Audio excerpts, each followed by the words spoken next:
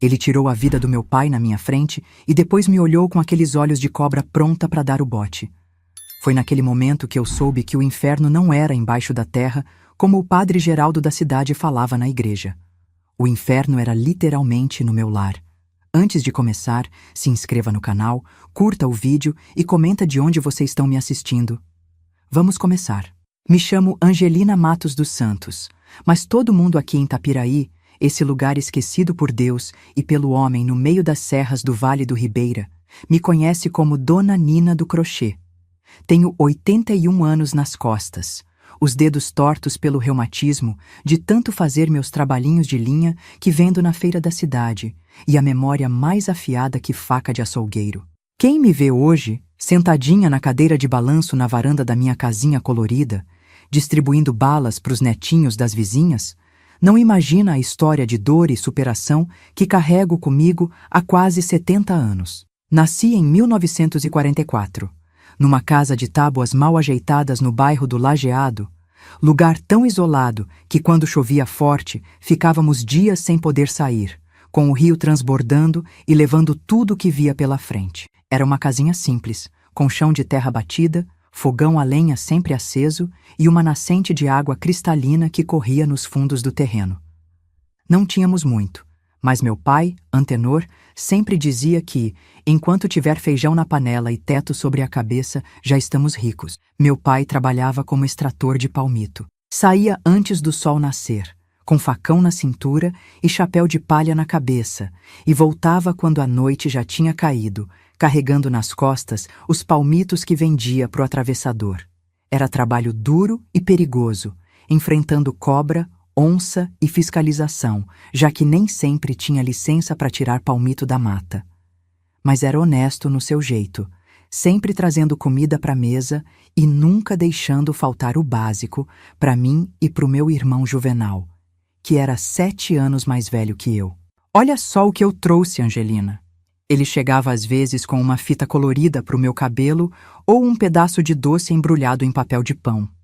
Pequenas alegrias que faziam meus olhos brilharem naquela infância tão simples. Minha mãe, Aparecida, trabalhava como costureira. No começo, atendia só as vizinhas, fazendo um remendo aqui, ajustando uma roupa ali. Mas foi ficando conhecida pelo capricho e logo começou a receber encomendas até de gente da cidade. Foi quando apareceu a oportunidade de trabalhar numa confecção em São Miguel Arcanjo, cidade vizinha que ficava a quase 2 dias de viagem pelas estradas de terra da época.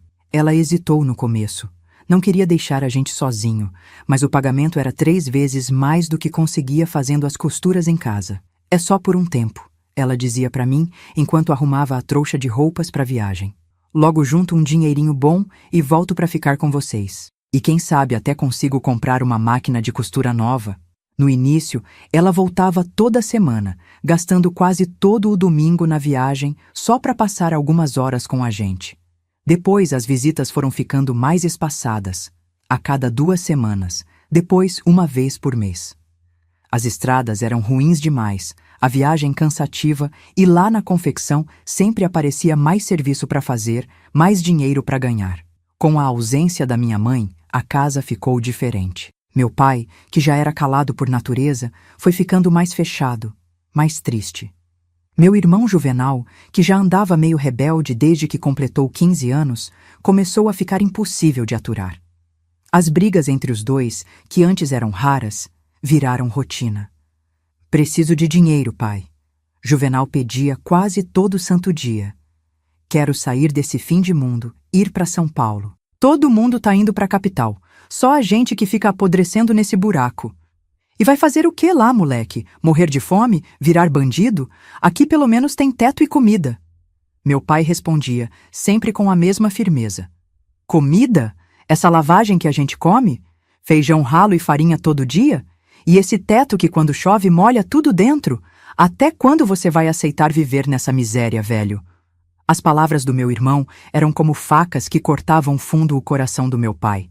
Eu via nos olhos dele a dor de não poder dar uma vida melhor para os filhos, a vergonha de ser chamado de fracassado pelo próprio sangue. Eu, com meus 11 anos na época, não entendia direito toda essa revolta do Juvenal. Para mim, nossa vida era simples, mas não era ruim. Tínhamos comida, tínhamos um ao outro, e eu ainda conseguia ir na escolinha rural 3 vezes por semana, quando não estava ajudando em casa. Se vocês estão me acompanhando até aqui, queria pedir para deixar um comentário dizendo de onde estão assistindo. Me dá um quentinho no coração saber que tem gente de todo o Brasil ouvindo minha história, mesmo depois de tanto tempo. E se puderem deixar aquele like, ajuda muito esse canal a alcançar mais pessoas que talvez precisem ouvir que é possível sobreviver mesmo aos piores pesadelos. As brigas foram piorando com o tempo. Meu irmão começou a sair de casa, ficar dias fora sem dar notícia. Voltava sempre com cheiro de cachaça, às vezes com dinheiro que a gente não sabia de onde vinha.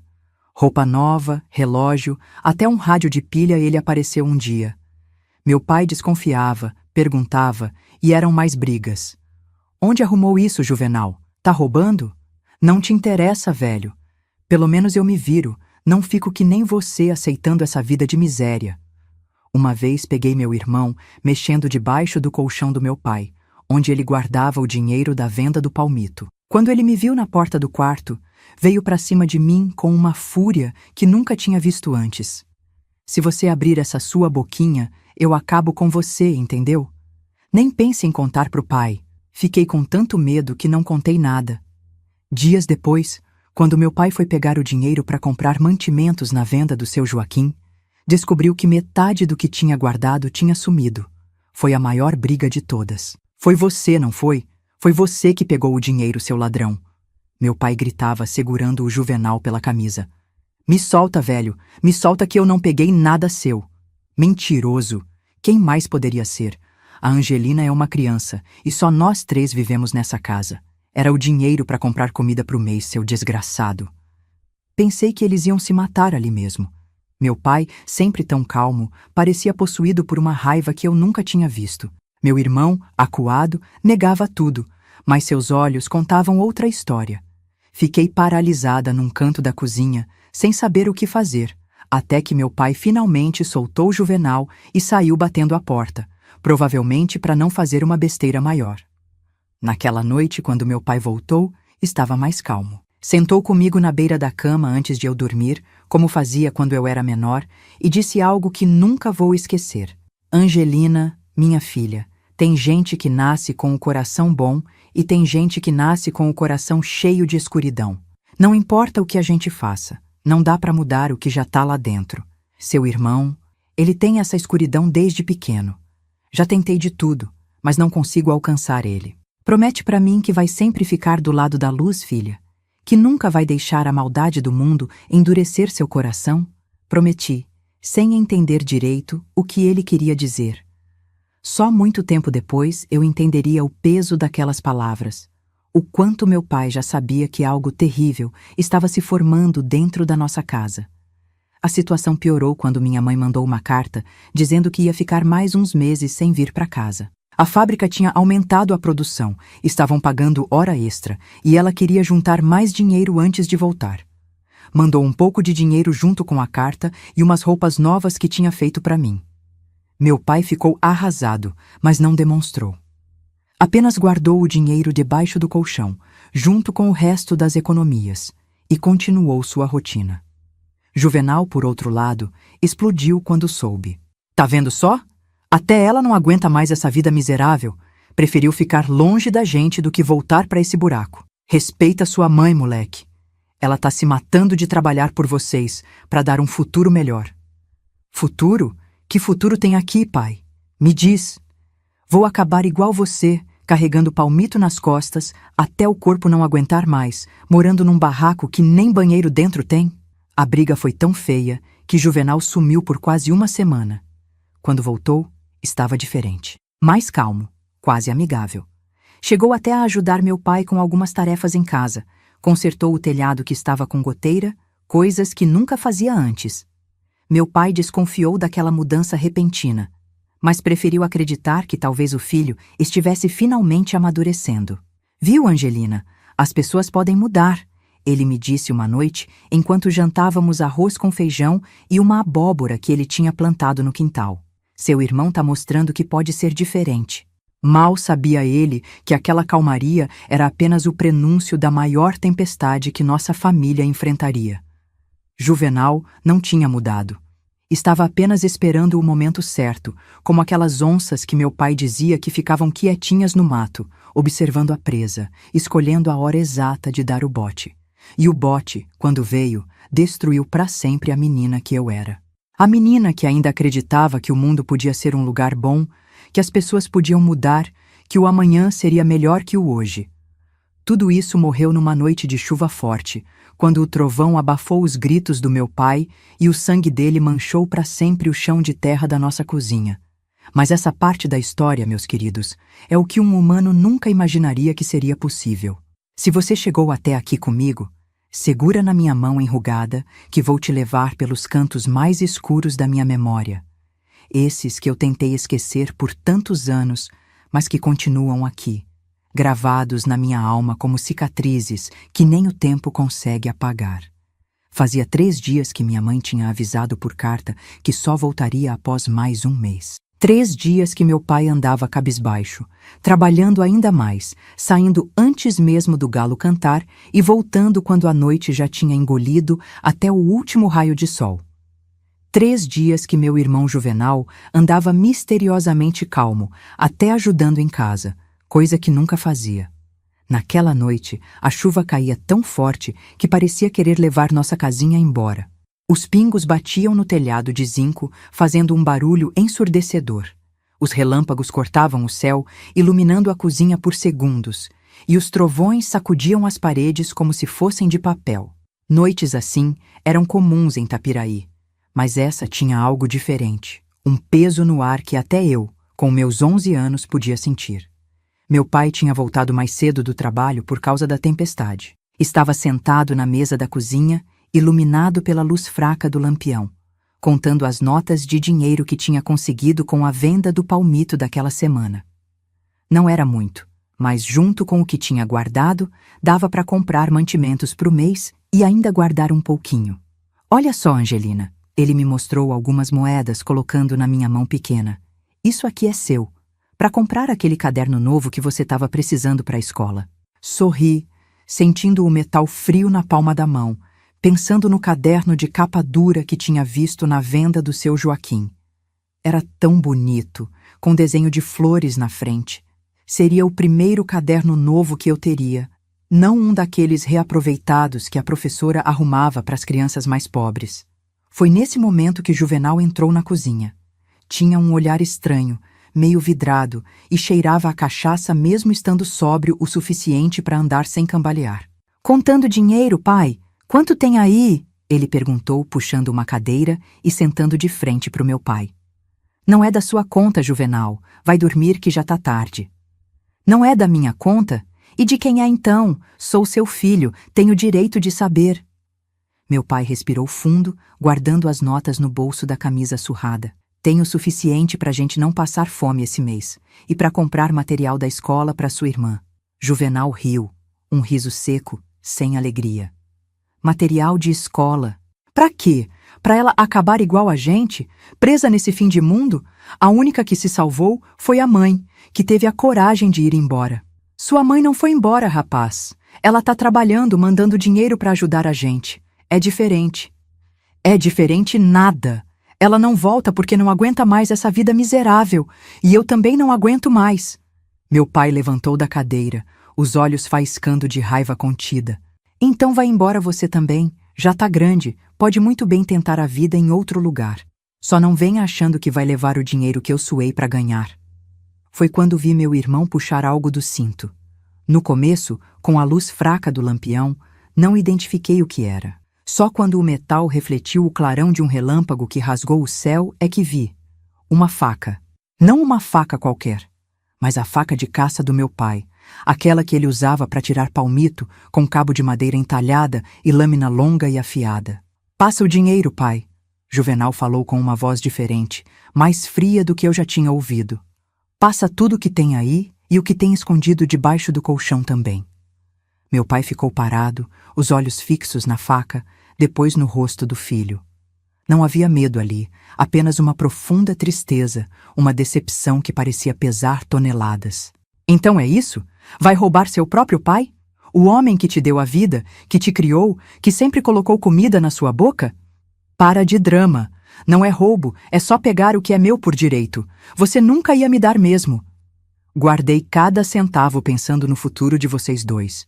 Meu pai falou com a voz embargada. Para vocês terem algo melhor que eu tive. E é assim que você agradece?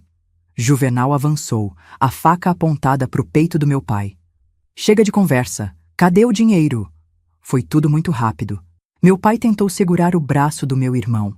Eles lutaram, derrubaram o lampião que se apagou ao cair, e ficamos na escuridão completa, iluminada apenas pelos relâmpagos ocasionais.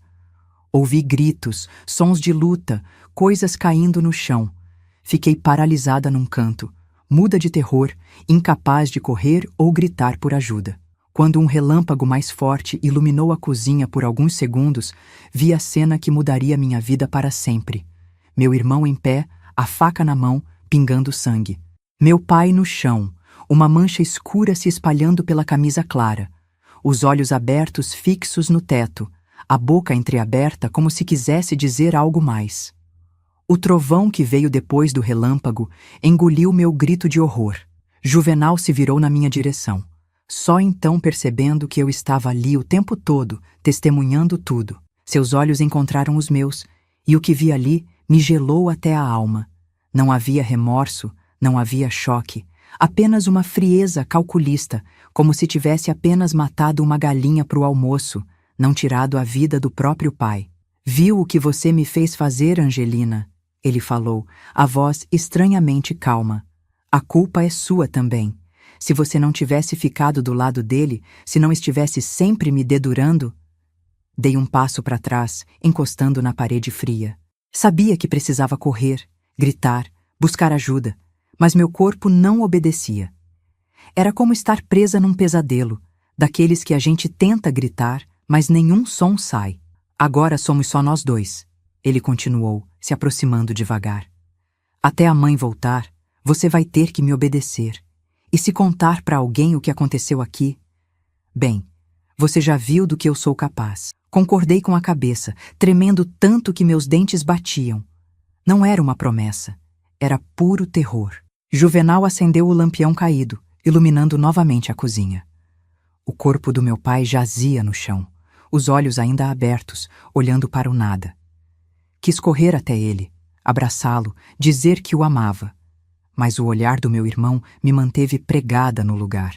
Vai para o seu quarto e não sai de lá até eu mandar. Ele ordenou, já se abaixando para mexer nos bolsos do meu pai.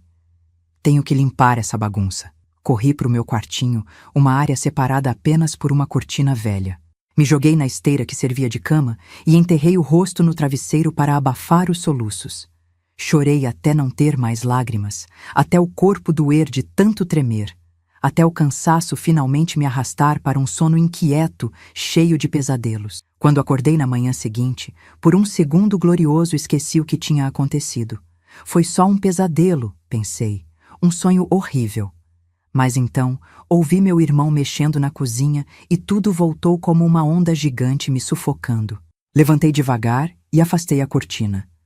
A cozinha estava limpa, sem nenhum sinal do horror da noite anterior.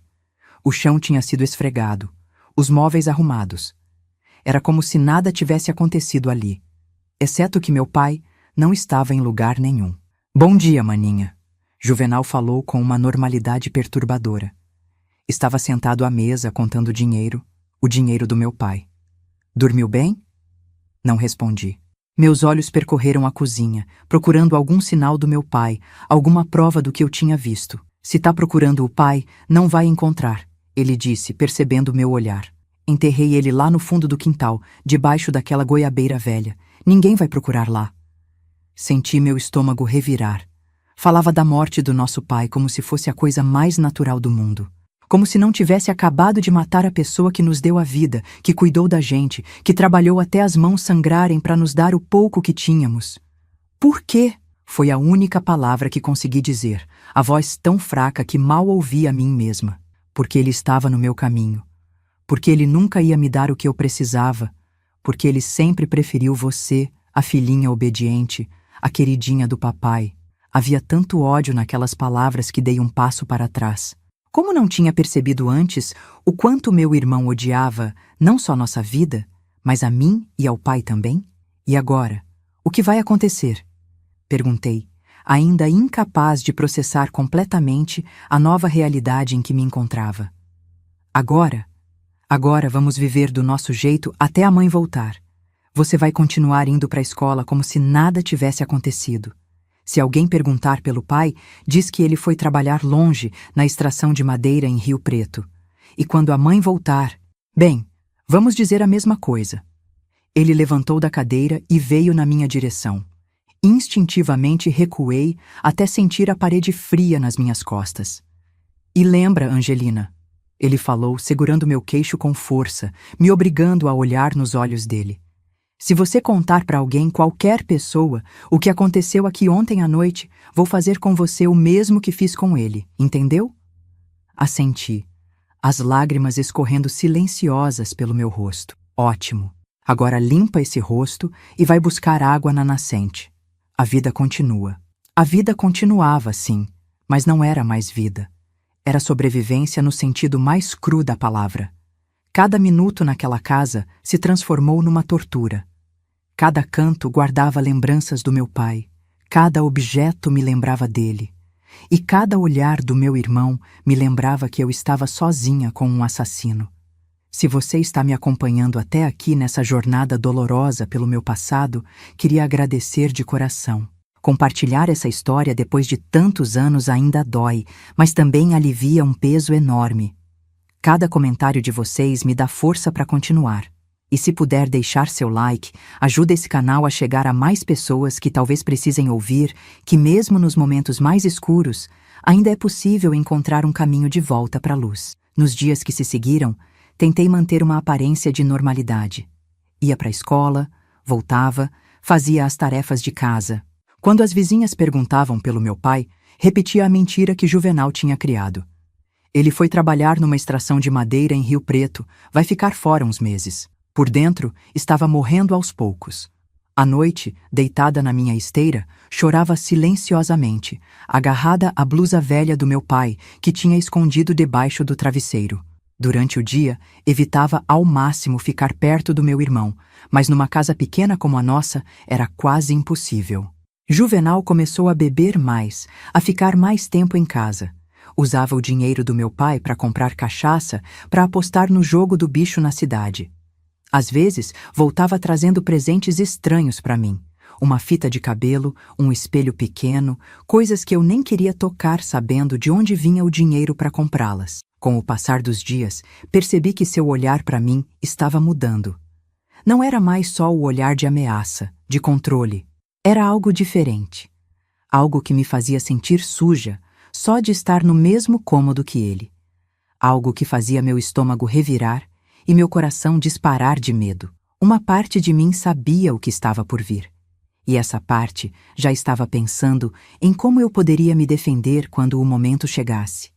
Porque eu sabia, no fundo da minha alma, que o pior ainda estava por vir. Foi numa quinta-feira, quase 2 semanas depois da morte do meu pai, que meu pior pesadelo começou a se tornar realidade. Eu tinha voltado da escola mais cedo porque a professora precisou ir até a cidade resolver uns problemas. O dia estava quente, abafado, anunciando tempestade para mais tarde. Ao chegar em casa, encontrei Juvenal sentado na mesa da cozinha, 3 garrafas de cachaça vazias ao lado dele, os olhos vermelhos e um sorriso que me gelou a alma. Chegou cedo hoje, irmãzinha. Ele falou, a voz arrastada pela bebida. Vem cá, senta aqui perto do seu irmão.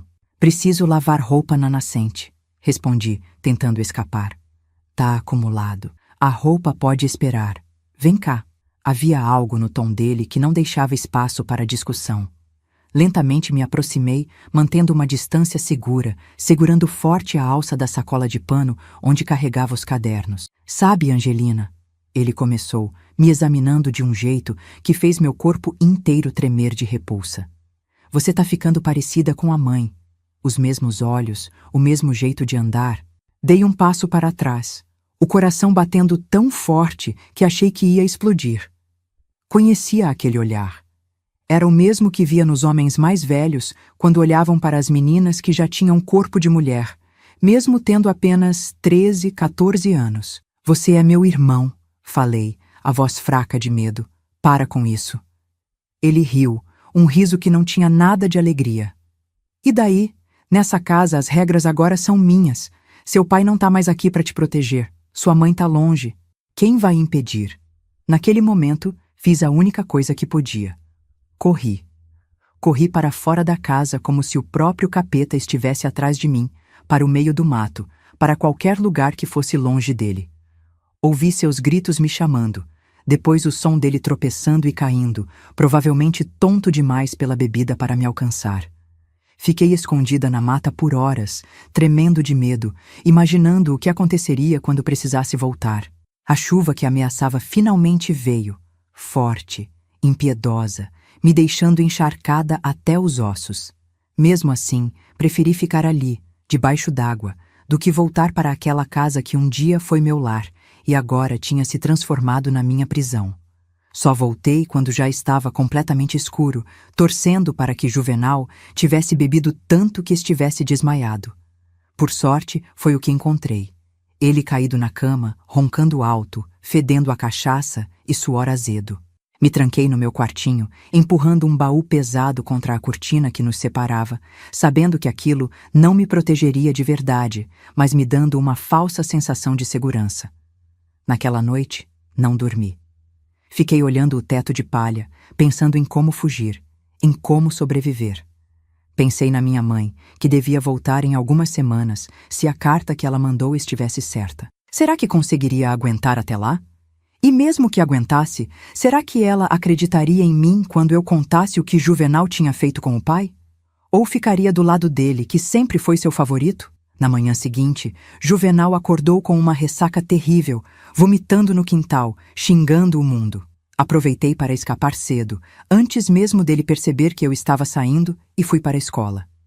Lá, pelo menos, me sentia segura, longe das garras dele. Foi na escola, sentada num canto do pátio comendo a merenda, que comecei a traçar um plano. Não podia continuar vivendo daquele jeito, esperando cada dia que o pior acontecesse. Precisava me defender, precisava fazer algo. Tá tudo bem, Angelina?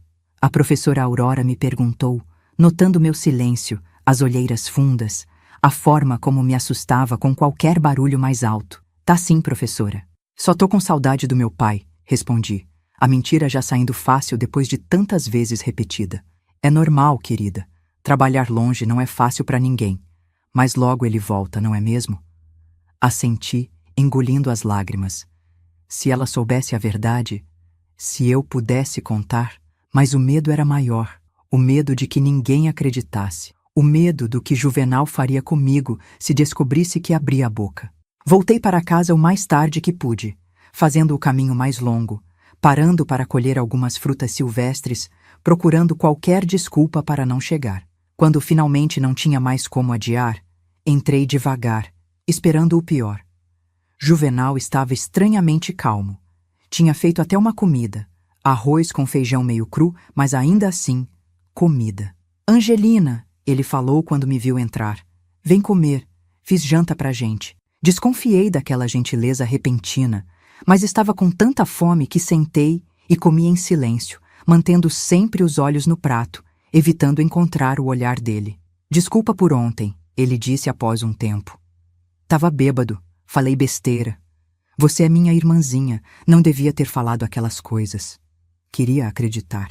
Por um segundo breve, quis acreditar que o Juvenal de antes, o irmão que brincava comigo quando eu era pequena, que me carregava nos ombros pelas trilhas da mata, estava de volta. Mas tinha visto o suficiente para saber que palavras não significavam nada para ele.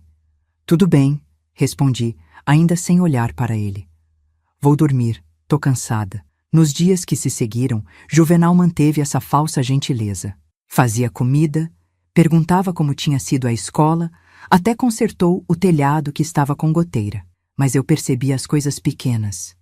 O jeito como seus olhos me seguiam pela casa. Como sempre encontrava uma desculpa para encostar em mim quando passava. Como ficava me olhando dormir através da cortina fina que separava nossos quartos. Cada noite era um tormento, deitada na escuridão, ouvindo sua respiração do outro lado, rezando para que ele não decidisse que aquela seria a noite em que a fina barreira entre nós seria quebrada. Ah, meus queridos, como é difícil falar dessas coisas mesmo depois de tanto tempo. O coração ainda aperta, as mãos ainda tremem ao lembrar. Mas preciso contar, preciso tirar esse veneno que ficou guardado dentro de mim por décadas. Foi numa noite de sábado que o inevitável aconteceu. Juvenal tinha saído durante o dia. Voltou tarde, cheirando a cachaça como sempre. Eu já estava deitada, fingindo dormir, quando ouvi ele afastar a cortina do meu quarto. Sei que tá acordada, Angelina. Ele sussurrou, a voz pastosa. Para de fingir. Fiquei imóvel, o coração batendo tão forte que tinha certeza que ele podia ouvir. Senti o peso dele fazendo a esteira afundar quando sentou ao meu lado. Você tá me evitando, irmãzinha. Por quê? Somos só nós dois agora. Temos que cuidar um do outro. Sua mão pesada tocou meu braço e foi como se tivesse levado um choque. Todo o meu corpo reagiu com repulsa. Me deixa em paz, Juvenal, falei, a voz trêmula, me afastando o máximo que podia. Não seja assim, ele insistiu, a mão agora segurando meu braço com força. Eu cuido de você, te dou comida, teto. É assim que agradece? Por favor, implorei, as lágrimas já escorrendo. Sou sua irmã. É errado. Suas mãos subiram para meu pescoço, apertando de leve, uma ameaça clara. Errado foi você ter nascido e roubado toda a atenção do pai e da mãe. Errado foi você sempre ser a queridinha, a protegida. Agora é minha vez de ter o que quero. Foi quando algo estalou dentro de mim. Aquele medo paralisante que sentia deu lugar a uma raiva imensa, uma fúria que nunca tinha experimentado antes. No escuro, minha mão tateou ao redor e encontrou a tesoura velha que usava para cortar retalhos. Num movimento rápido, mirei no braço dele e afundei com toda a força. O grito que Juvenal deu deve ter acordado até as corujas na mata. Ele pulou para trás, segurando o braço que sangrava. Sua desgraçada, vou te matar por isso. Aproveitei o momento e corri. Corri para fora da casa, para a escuridão da noite, para o meio do mato, sem me importar com os espinhos que rasgavam meus pés descalços, com os galhos que açoitavam meu rosto. Corri até não ter mais fôlego, até as pernas fraquejarem e eu cair de joelhos na terra úmida. Passei a noite inteira escondida numa gruta pequena que conhecia desde criança, tremendo de frio e medo, imaginando o que faria quando amanhecesse. Não podia voltar para casa. Isso era certo. Juvenal me mataria depois do que fiz. Não podia ir para a vila. Todos fariam perguntas que não podia responder. Não podia procurar a polícia. Na minha cabeça de criança, achava que seria culpada pela morte do meu pai, já que não tinha feito nada para impedir. Foi ali, naquela gruta escura, com fome e frio, que tomei a decisão mais difícil da minha vida. Ia fugir. Deixar tudo para trás e tentar chegar até minha mãe em São Miguel Arcanjo. Não tinha ideia de como faria isso, mas qualquer coisa era melhor do que voltar para aquela casa. Quando o sol nasceu, saí do esconderijo e fui até a estrada principal, decidida a seguir na direção que achava ser de São Miguel. Caminhei o dia inteiro, os pés sangrando, a barriga roncando de fome, parando apenas para beber água nos riachos e comer algumas frutas silvestres que reconhecia como seguras. No fim do dia, exausta, me abriguei num casebre abandonado no meio da mata. Estava tão cansada que adormeci imediatamente, deitada no chão duro, usando o braço como travesseiro. Acordei com o barulho de passos. Meu coração quase parou quando vi a silhueta na porta. Era um homem. Por um segundo aterrorizante, pensei que Juvenal tinha me encontrado. Mas quando ele falou, percebi que era uma voz diferente. Menina, o que tá fazendo aqui sozinha? Era seu Tibúrcio, um velho seringueiro que às vezes passava em nossa casa para vender borracha para meu pai. Ele me reconheceu imediatamente. Angelina, filha do Antenor? O que aconteceu com você, criança? Tá toda machucada. Eu queria contar tudo, sobre meu pai, sobre meu irmão, sobre o horror que tinha vivido nas últimas semanas. Mas as palavras não saíam. O medo ainda me dominava. Me perdi, foi tudo que consegui dizer. Tava procurando o caminho para São Miguel Arcanjo, onde minha mãe tá trabalhando. Seu Tibúrcio me olhou desconfiado, mas não fez mais perguntas. Tá na direção errada, menina. São Miguel fica pro outro lado. Vem, vou te levar até a estrada que vai para lá. Tem carroça que passa levando mercadoria, talvez consiga carona. Segui o velho em silêncio, agradecida pela ajuda, mas ainda tremendo de medo, olhando constantemente para trás, esperando ver Juvenal surgindo da mata a qualquer momento. Chegamos na estrada principal quando o sol já estava alto. Seu Tibúrcio me deixou ali com um pedaço de pão que tirou da sua própria marmita. Fica aqui, menina. Logo passa alguém indo para a cidade. Mas tem certeza que não quer voltar para casa? Seu pai deve estar preocupado. Engoli em seco, quase deixando escapar a verdade. Não posso voltar. Preciso encontrar minha mãe. Ele assentiu, ainda desconfiado, mas me deixou ali e seguiu seu caminho. Fiquei sentada na beira da estrada por horas, observando o movimento escasso, reunindo coragem para pedir carona para o primeiro veículo que passasse. Foi quando ouvi o som de cascos de cavalo se aproximando. Levantei esperançosa, imaginando que poderia ser alguém conhecido que pudesse me ajudar. Mas quando o cavaleiro chegou mais perto, meu sangue gelou. Montado num cavalo baio, com um curativo improvisado no braço e os olhos injetados de ódio, estava Juvenal. Te achei, irmãzinha, ele disse, desmontando e vindo em minha direção. Achou mesmo que podia fugir de mim? Vocês que estão me ouvindo até agora, imaginem o terror que senti naquele momento. Estava exausta, machucada, sem forças para correr novamente. Juvenal me puxou pelo braço com violência, me arrastando para o cavalo. Vamos para casa. Temos assuntos inacabados, você e eu. Foi quando percebi que aquela poderia ser minha última chance. Se voltasse para casa com ele, provavelmente não viveria para contar história. Naquele instante desesperado, tomei uma decisão que mudaria o curso da minha vida para sempre. Vamos para casa. Temos assuntos inacabados, você e eu. As palavras de Juvenal ainda ecoavam na minha cabeça enquanto ele me arrastava em direção ao cavalo. Minhas pernas tremiam, meu coração parecia querer pular pela boca. Naquele instante, algo dentro de mim despertou. Uma força que eu não sabia que tinha, nascida do mais puro desespero. Enquanto ele se virava para montar no cavalo ainda segurando meu braço, minha mão livre encontrou uma pedra grande no chão. Sem pensar duas vezes, levantei e bati com toda a força na cabeça dele. O barulho foi horrível, como um coco verde rachando. Juvenal cambaleou, me soltou e caiu de joelhos, a mão na cabeça onde o sangue já começava a escorrer. Sua desgraçada! Ele murmurou, tentando se levantar, mas caindo de novo. Não esperei para ver o que aconteceria depois. Montei no cavalo dele com uma agilidade que nem sabia que tinha e parti a galope, sem olhar para trás, sem me importar se tinha matado meu irmão ou só o deixado ferido. Naquele momento, só pensava em escapar, em sobreviver. Cavalguei por horas, seguindo a estrada principal, rezando para estar no caminho certo para São Miguel Arcanjo. O cavalo, um animal manso acostumado com Juvenal, obedecia aos meus comandos básicos. Quando anoiteceu, parei numa pequena clareira afastada da estrada. Estava com medo de continuar no escuro, de me perder, e também precisava descansar. Amarrei o cavalo numa árvore, dei água a ele num córrego próximo e me encolhi embaixo de uma árvore grande, tremendo de frio e medo. Não consegui dormir. Cada barulho da mata me assustava. Cada sombra parecia ser Juvenal vindo me buscar. E mais que o medo dele, me atormentava a dúvida. Será que tinha matado meu próprio irmão? Será que agora era assassina, igual a ele? Quando o primeiro raio de sol atravessou as folhas das árvores, levantei dolorida e montei novamente. Precisava continuar. Precisava encontrar minha mãe antes que Juvenal me encontrasse, se é que ele ainda estava vivo. Por volta do meio-dia, avistei as primeiras casas de uma vila que não conhecia.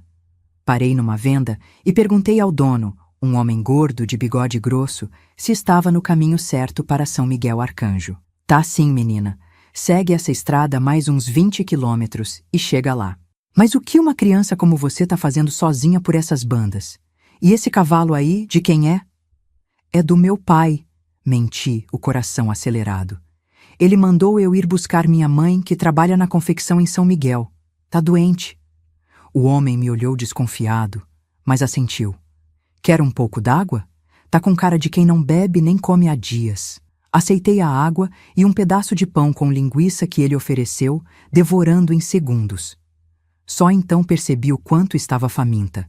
Agradeci e segui viagem, agora com a certeza de que estava no caminho certo. À tarde, quando o sol já começava a baixar, avistei as primeiras casas de alvenaria de São Miguel Arcanjo. Era uma cidade pequena, mas para mim, acostumada com Tapiraí, parecia enorme. Ruas calçadas com paralelepípedos, algumas lojas, uma igreja grande na praça central.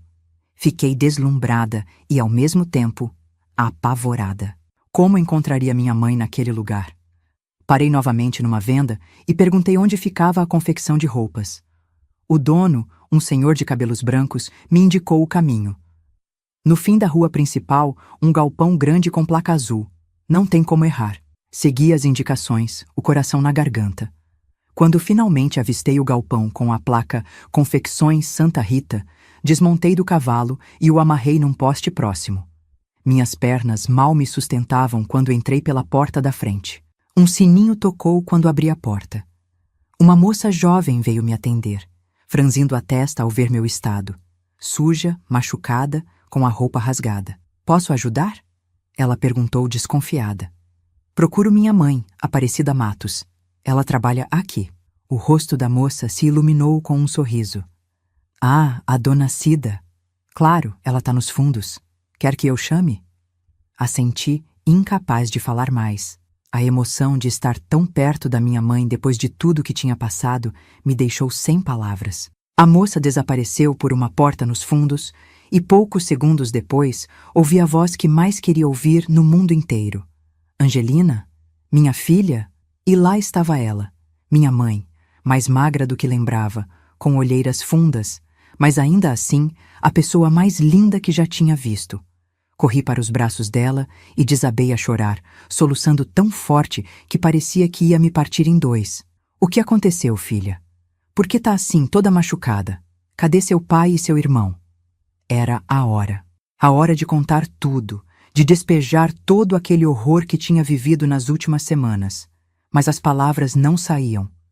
Como contar para minha mãe que seu filho mais velho tinha matado seu marido? Que tinha tentado abusar da própria irmã? Que eu talvez tivesse matado meu irmão com uma pedrada na cabeça? Calma, filha, ela disse, me abraçando mais forte. Vamos para casa onde estou ficando. Lá você me conta tudo. A casa era um quarto pequeno nos fundos da confecção, com uma cama de solteiro, um fogãozinho e um banheiro minúsculo. Mesmo assim, parecia um palácio comparado ao horror que tinha deixado para trás. Mamãe esquentou água, me deu banho como fazia quando eu era pequena, cuidou dos meus machucados, me deu comida quente. Só depois, sentadas na beirada da cama, ela segurou minhas mãos e pediu: Agora me conta, filha, tudo.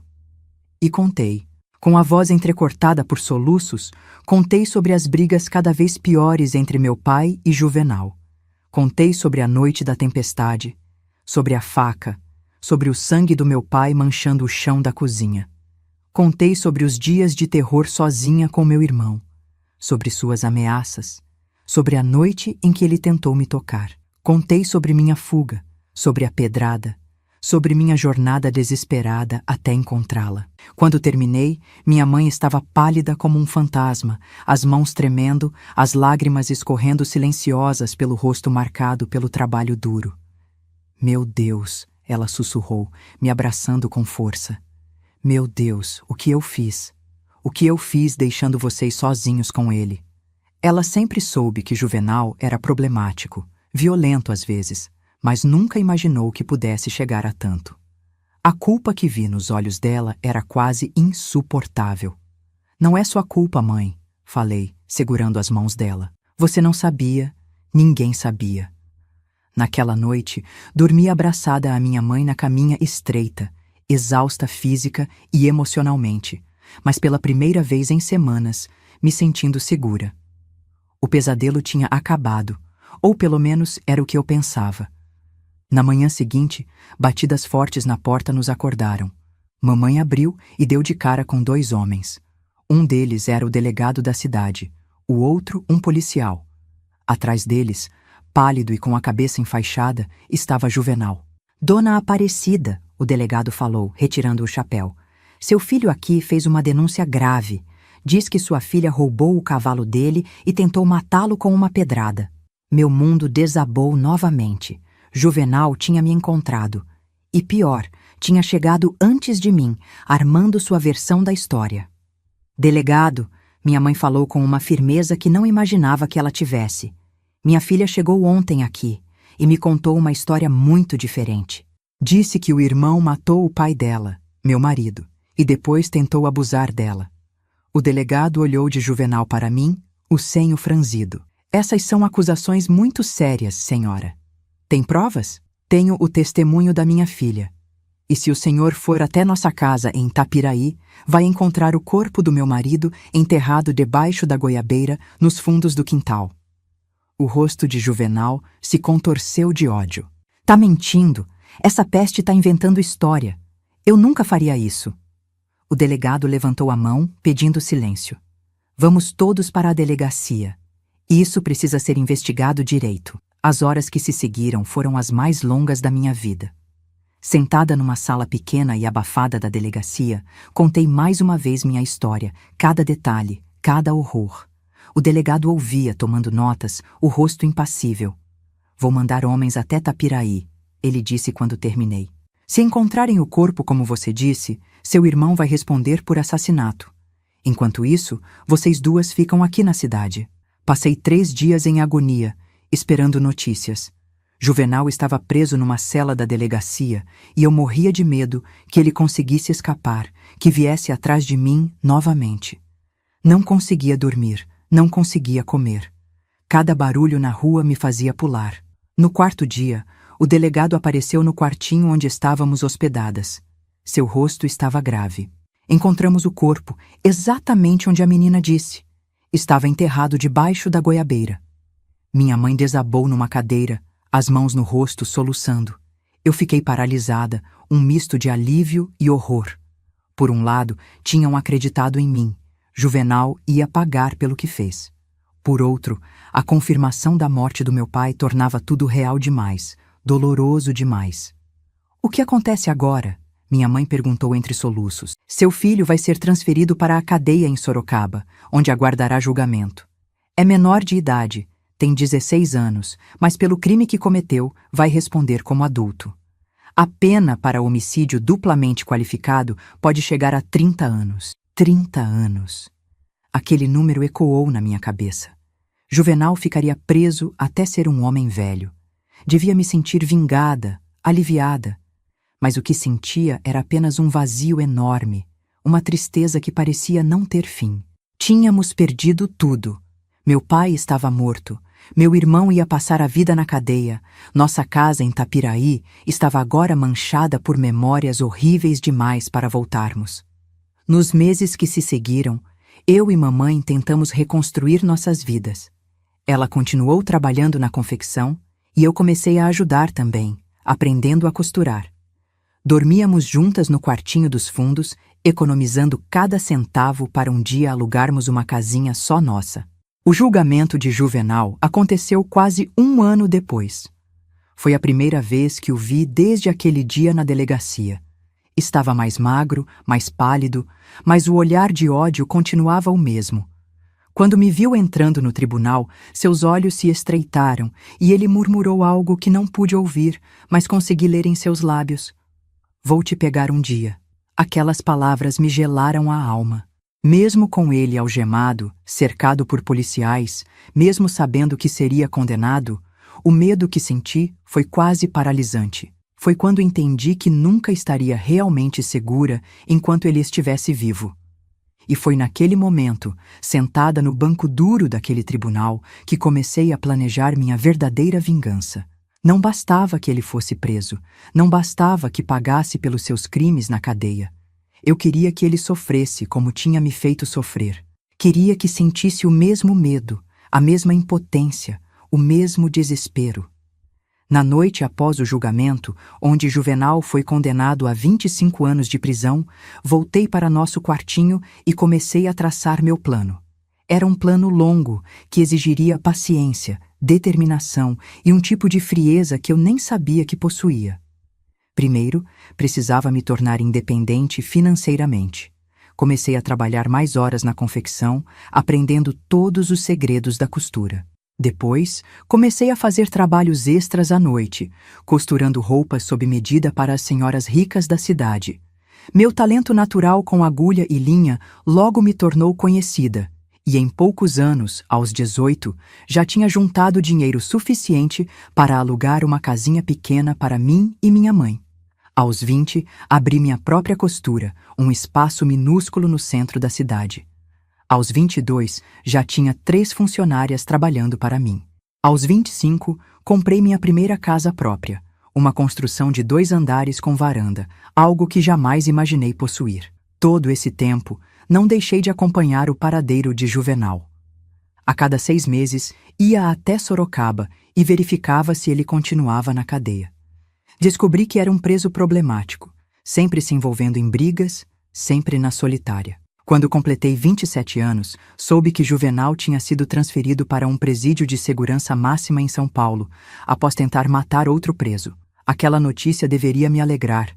Ele estava ainda mais longe, ainda mais contido. Mas só aumentou minha determinação. Meu plano estava apenas começando. Se vocês estão me acompanhando até aqui nessa jornada sombria, saibam que o pior, ou melhor, dependendo do ponto de vista, ainda estava por vir. A verdadeira vingança, aquela que planejei meticulosamente durante anos, só viria quando Juvenal achasse que finalmente estava livre. Quando pensasse que tinha escapado do seu passado. Quando acreditasse que podia voltar a me aterrorizar. O tempo passou, marcando seu ritmo implacável em minhas rugas, em meus cabelos que começavam a mostrar os primeiros fios brancos. Mamãe adoeceu, uma doença nos pulmões que os médicos disseram ser da poeira de tecido que respirou por anos na confecção.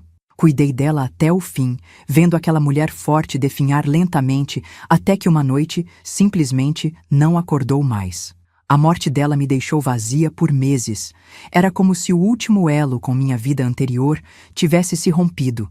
Só sobrava Juvenal e meu plano de vingança, que tinha se tornado a razão da minha existência. Foi quando completei 35 anos que recebi a notícia que tanto temia e, ao mesmo tempo, aguardava com uma ansiedade doentia. Juvenal tinha conseguido liberdade condicional por bom comportamento, após cumprir pouco mais de 20 anos de sua pena. Meu coração disparou ao ler a carta oficial. Depois de tantos anos, ele estaria livre. Livre para voltar. Livre para cumprir a promessa silenciosa que tinha feito no tribunal tantos anos atrás. Mas eu não era mais aquela menina assustada de 11 anos. Era uma mulher bem-sucedida, respeitada, com recursos e contatos. E mais importante, estava pronta para ele. A notícia da liberdade condicional de Juvenal caiu como uma pedra no meu estômago. 20 anos haviam se passado desde aquela noite terrível. Mas o medo que senti ao ler aquela carta oficial era tão real quanto no dia em que fugi pela primeira vez. Só que agora, tudo estava diferente. Eu estava diferente. São Miguel Arcanjo tinha se tornado meu lar. De costureira modesta, me transformei na dona da maior confecção da cidade, a Atelier Angelina. Tinha uma casa bonita na rua principal, respeito da comunidade e algo que Juvenal jamais esperaria. Influência. Os anos de trabalho árduo me renderam não só dinheiro, mas conexões com pessoas poderosas da região. O prefeito, o delegado, juízes, todos me conheciam e respeitavam. Durante 2 décadas, além de construir meu negócio, cultivei essas amizades estrategicamente. Sempre soube que um dia Juvenal poderia sair da cadeia e queria estar preparada. Cada jantar que ofereci para autoridades, cada doação que fiz para a campanha do prefeito, cada vestido de festa que costurei de graça para a esposa do delegado, tudo fazia parte do meu plano. A carta dizia que Juvenal seria solto na semana seguinte, numa quarta-feira. Também informava que, como condição da liberdade condicional, ele precisaria se apresentar regularmente a um oficial de justiça e não poderia sair do estado de São Paulo. O que a carta não dizia, mas eu sabia por minhas fontes, era para onde ele iria depois de solto. Consegui essa informação através do filho do antigo delegado de São Miguel, que agora trabalhava no sistema penitenciário estadual. Segundo ele, Juvenal tinha dado como endereço para sua liberdade condicional uma pensão barata nos arredores de Sorocaba. Aparentemente, ele havia feito alguns contatos durante os anos de prisão, pessoas que prometeram ajudá-lo quando saísse. Imaginei 1000 cenários diferentes. Juvenal poderia simplesmente começar uma nova vida longe dali, esquecer o passado, nunca mais me procurar. Mas conhecia meu irmão. O ódio era a única coisa que o sustentava, a única emoção que realmente entendia. Ele viria atrás de mim, mais cedo ou mais tarde. Na noite anterior à sua libertação, não consegui dormir. Fiquei andando pela casa, verificando as fechaduras das portas e janelas, mesmo sabendo que ele não apareceria tão rápido. Tinha instalado um sistema de alarme dos mais modernos, mas ainda assim o medo era mais forte que a razão. Uma semana se passou sem notícias. Depois 2. Quase comecei a acreditar que talvez, só talvez, ele tivesse decidido me deixar em paz. Foi quando recebi o primeiro sinal. Uma carta sem remetente. Dentro, apenas uma folha de papel com 5 palavras escritas em letras tortas. Não esqueci da minha promessa. Meu sangue gelou. Ele sabia onde eu morava. Havia me encontrado, mesmo depois de tantos anos, mesmo eu tendo mudado tanto. Levei a carta ao delegado, um homem chamado Cláudio que tinha se tornado meu amigo ao longo dos anos. Angelina, isso é grave. Ele disse após ler a ameaça. Vou destacar uma viatura para passar regularmente na sua casa. E vamos verificar a condição da liberdade condicional dele. Se ele estiver fora da área permitida, podemos mandá-lo de volta para a cadeia. Agradeci, mas sabia que não seria suficiente. Juvenal era esperto demais para ser pego tão facilmente. Provavelmente tinha enviado a carta através de outra pessoa, mantendo-se dentro dos limites geográficos que lhe foram impostos. Passei a viver em constante estado de alerta. Contratei um segurança particular para ficar na porta da minha loja durante o dia. À noite, dormia com um revólver embaixo do travesseiro, presente do delegado, que me ensinou a atirar por precaução.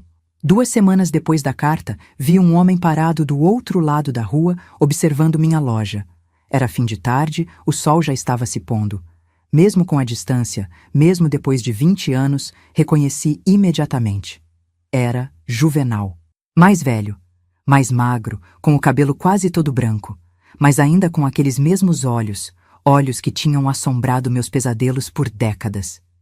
Ele não fez nada, apenas ficou ali, parado, me observando. Quando percebeu que eu o tinha visto, sorriu. Um sorriso frio, calculista, que me fez lembrar da noite em que matou nosso pai. Depois, simplesmente virou as costas e foi embora, desaparecendo na esquina. Aquela noite foi a pior desde que recebi a notícia da liberdade condicional. Ele não tinha feito nada além de se mostrar, mas a mensagem era clara. Estou aqui, estou te observando. E quando menos esperar, foi então que decidi colocar meu plano em ação. Não podia mais esperar. Não podia viver nesse terror constante. Se ele queria me aterrorizar, mostrar seu poder sobre mim, eu mostraria que não era mais aquela menina indefesa de antes. Usando meus contatos, descobri onde ele estava se hospedando. Uma pensão barata nos arredores da cidade, não em Sorocaba como tinha dito às autoridades. Ele já estava violando a liberdade condicional só por estar ali. Mas não queria simplesmente denunciá-lo e mandá-lo de volta para a cadeia. Queria mais. Queria que ele sentisse na pele o mesmo medo que eu senti durante todos aqueles anos. Minha vingança começou de forma sutil. Primeiro, fiz com que ele fosse despejado da pensão. Uma conversa com o dono, um lembrete sobre os antecedentes criminais do novo hóspede, uma menção casual sobre as vistorias sanitárias que a prefeitura andava fazendo em estabelecimentos daquele tipo. No dia seguinte, Juvenal estava na rua, com suas poucas posses numa mochila velha. Em seguida, dificultei que ele encontrasse trabalho na cidade. Uma palavra aqui, um comentário ali, e logo todos os estabelecimentos sabiam que ele tinha sido condenado por assassinato e tentativa de abuso. Ninguém queria contratar alguém assim, especialmente numa cidade pequena como São Miguel Arcanjo. Sem teto, sem trabalho, Juvenal começou a ficar desesperado. Eu o observava à distância, vendo-o definhar, dormir em bancos de praça, pedir comida na porta de restaurantes. Parecia justo. Ele tinha tirado tudo de mim, agora eu tirava tudo dele. Mas não era suficiente. Queria que ele soubesse que era eu por trás de tudo. Queria ver o medo nos olhos dele quando percebesse que os papéis estavam invertidos, que agora eu tinha o poder. Uma noite, quando o vi dormindo num banco da Praça Central, me aproximei. 20 anos mais velha, bem vestida, cabelos arrumados, não parecia mais aquela menina assustada. Ainda assim, ele me reconheceu imediatamente quando abriu os olhos. Irmãzinha, ele disse, a voz rouca, finalmente veio me visitar. Vim ver o que sobrou de você, respondi, mantendo a distância segura. Gostando da sua nova vida? Ele riu, um riso seco, sem humor. É temporário. Logo encontro um jeito de me estabelecer. E então o quê? Vai tentar me assustar de novo? Vai tentar me fazer mal como tentou naquela noite? Quem sabe? Ele respondeu com aquele sorriso frio que eu conhecia tão bem. A vida dá muitas voltas, não é mesmo? Foi quando percebi que meu plano não estava funcionando como esperava. Mesmo reduzido àquela condição miserável, Juvenal não mostrava medo. Pelo contrário, parecia ainda acreditar que tinha algum poder sobre mim, que podia me ameaçar. Precisava ir além, muito além.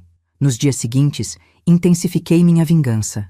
Fiz com que fosse expulso até mesmo dos lugares onde pessoas em situação de rua costumavam se abrigar. Garantir que ninguém lhe oferecesse comida ou ajuda. Aos poucos, ele foi sendo empurrado para as margens da cidade, para os lugares mais isolados e perigosos. Uma semana depois do nosso encontro na praça, recebi uma ligação do delegado Cláudio. Angelina, preciso que venha à delegacia. É sobre seu irmão. Meu coração disparou. Será que Juvenal tinha feito algo? Atacado alguém? Ou pior, será que tinha descoberto meu envolvimento em seu infortúnio e me denunciado? Quando cheguei à delegacia, o delegado estava sério, o rosto grave. Encontramos seu irmão esta manhã, nas margens do rio. Ele não sobreviveu. As palavras demoraram a fazer sentido na minha cabeça. Juvenal? Morto? Como? Por quê? O que aconteceu? Perguntei, a voz mais firme do que esperava. Pelo que pudemos apurar, ele se envolveu com pessoas perigosas, daquelas que você não quer dever dinheiro. Foi encontrado com sinais de espancamento severo. O médico legista diz que provavelmente morreu de hemorragia interna. Uma onda de emoções contraditórias me inundou. Alívio, por saber que nunca mais precisaria ter medo dele. Culpa, por ter contribuído indiretamente para aquele fim. Mas, acima de tudo, uma sensação de justiça sendo finalmente cumprida. O ciclo estava completo. Precisamos que você faça o reconhecimento formal e providencie o enterro. O delegado continuou. Sei que vocês não tinham uma boa relação, considerando o que ele fez ao seu pai, mas... Farei o necessário, respondi, interrompendo-o. Ele era meu irmão, apesar de tudo. Naquele mesmo dia, vi o corpo de Juvenal pela última vez. Deitado na mesa fria do necrotério, parecia menor, mais frágil do que jamais tinha parecido em vida. Os sinais de violência eram evidentes. O rosto inchado e roxo, cortes profundos, ossos quebrados. Parte de mim queria sentir pena, sentir tristeza. Mas tudo o que conseguia sentir era uma estranha paz. Providenciei um enterro simples, sem cerimônia religiosa. Apenas eu e o coveiro estávamos presentes quando o caixão barato desceu à terra. Não chorei. Não rezei. Apenas fiquei ali, observando, sentindo o peso dos anos se dissolvendo lentamente, como se uma corrente invisível que me prendia ao passado finalmente tivesse se quebrado. Quando voltei para casa naquela noite, sentei na varanda e olhei as estrelas, pensando em tudo o que tinha acontecido. Em como aquela menina assustada de 11 anos tinha se transformado na mulher que eu era hoje. em como o medo tinha sido meu companheiro por tanto tempo que quase não reconhecia a sensação de estar finalmente livre dele. Pai, sussurrei para o céu estrelado. Acabou. Finalmente acabou. Nos meses que se seguiram, surpreendi a mim mesma com como me sentia. Não havia a euforia que imaginei que sentiria quando o Juvenal finalmente saísse da minha vida. Em vez disso, havia uma quietude, uma aceitação, como se um capítulo muito longo e doloroso tivesse finalmente chegado ao fim, permitindo que um novo começasse.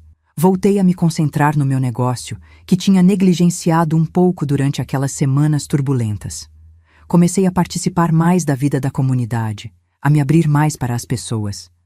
Até comecei a pensar em algo que nunca tinha considerado antes: uma família própria.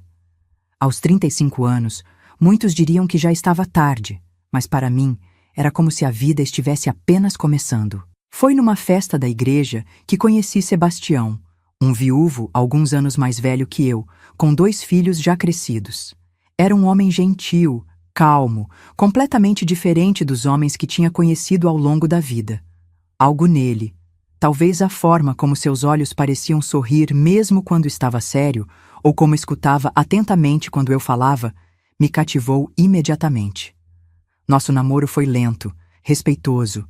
Ele nunca pressionou, nunca exigiu mais do que eu estava pronta para dar. Quando me pediu em casamento, 6 meses depois, senti um misto de felicidade e medo. Estaria pronta para compartilhar minha vida com alguém depois de tudo que tinha passado? Seria capaz de confiar tanto assim em outra pessoa? Mas Sebastião era paciente. Não precisa responder agora, ele disse.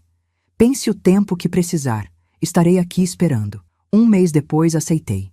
O casamento foi simples, apenas amigos próximos e a família dele. Comecei uma nova fase da minha vida, aprendendo aos poucos a ser esposa, a ser madrasta, a fazer parte de uma família novamente. Nunca tive filhos biológicos. Os médicos disseram que os traumas físicos e emocionais da minha infância tinham deixado sequelas irreversíveis nesse sentido. Mas os filhos de Sebastião me aceitaram como parte da família, e com o tempo vieram os netos que encheram nossa casa de alegria. Os anos foram passando, as rugas foram aparecendo, os cabelos brancos se multiplicando. Sebastião partiu antes de mim, há quase 10 anos, de um ataque cardíaco enquanto dormia. Foi uma perda dolorosa, mas diferente da dor dilacerante que senti quando perdi meu pai. Era uma dor madura, uma saudade que convivia com a gratidão pelos anos que tivemos juntos. E agora, aos 81 anos, sentada nesta cadeira de balanço, olhando a vida passar pela minha janela, penso em tudo que vivi. No terror daqueles dias em Tapiraí, na longa jornada de reconstrução, na vingança que, no fim, não foi exatamente como planejei, mas que trouxe o encerramento que tanto precisava. Aprendi que a vida raramente segue os caminhos que planejamos, que a dor pode nos quebrar ou nos fortalecer, dependendo do que escolhemos fazer com ela, que mesmo nas situações mais desesperadoras, sempre existe uma saída, sempre existe um amanhã. Meus queridos que me acompanharam até aqui nessa jornada dolorosa pelo meu passado, agradeço de coração por ouvirem uma velhinha desabafar memórias que carregou por tantas décadas. Se essa história tocou seu coração de alguma forma, por favor, deixe seu like para que outros também possam conhecê-la. Se puderem, se inscrevam no canal para acompanhar outras histórias de mulheres que, como eu, encontraram força onde parecia não haver nenhuma. E não deixem de entrar no nosso grupo do WhatsApp. O link está na descrição do vídeo. Lá compartilhamos diariamente histórias reais de outras senhoras que, como eu, carregam cicatrizes invisíveis, mas encontraram seu caminho de volta à luz. A vida nem sempre é justa, meus queridos, mas sempre, sempre nos dá a chance de reescrever nossa própria história, de encontrar beleza mesmo depois da mais profunda escuridão. Com amor, essa velha senhora que aprendeu que a verdadeira vingança não está em causar dor a quem nos feriu, mas em reconstruir nossa vida tão bonita e plena que o passado perde seu poder sobre nós. Sou a Dona Nina do Crochê. Agradeço por me ouvirem. Que Deus abençoe cada um de vocês e que nunca falte amor e proteção para nossas crianças, que são o maior futuro do mundo.